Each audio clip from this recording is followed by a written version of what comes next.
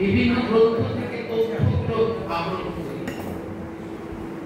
স্বামীজি বলছেন ওই তথ্যগুলোকে মাথার ভেতরে পুরে দেওয়া, কুটিন্টু করা, এটা শিক্ষার লক্ষ্য নয়।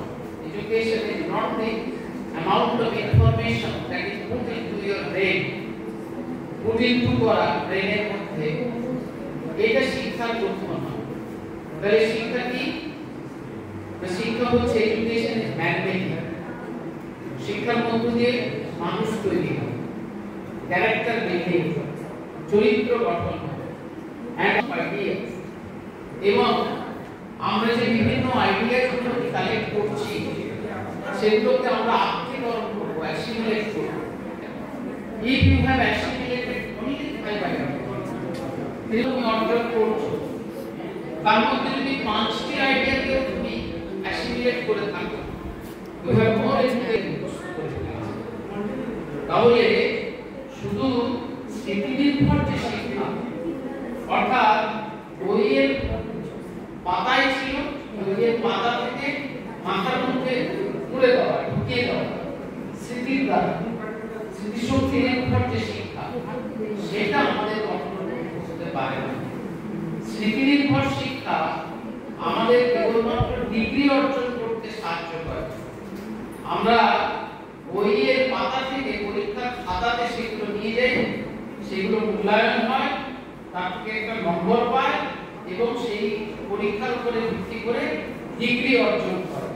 তারপরে সেই ডিগ্রি দেখে একটা চাকরি করে, চাকরিতে যখন নিযুক্ত হয়ে যায় তখন সে আত্মকেন্দ্রিক ভোগ সর্বস্ব জীবনযাপন করে।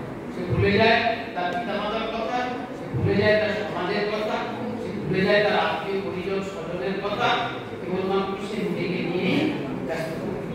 তাই এই স্মৃতি নির্ভর শিক্ষা এটাই আমাদের লক্ষ্য হবে না। আমাদের লক্ষ্য হবে শিক্ষার মধ্য দিয়ে মনুষ্যত্ব গঠন, আমাদের লক্ষ্য হবে শিক্ষার মধ্য দিয়ে চরিত্র গঠন, এবং আমাদের লক্ষ্য হবে শিক্ষায় আমরা যা গ্রহণ করছি তাকে আত্মস্থ করা, আমাদের জীবনের কাজে লাগা। তাই রবীন্দ্রনাথ বলছেন যে শিক্ষা হবে সৃজনশীল, শিক্ষা হবে আনন্দময়, শিক্ষা কেবলমাত্র স্মৃতি নির্ভর হবে।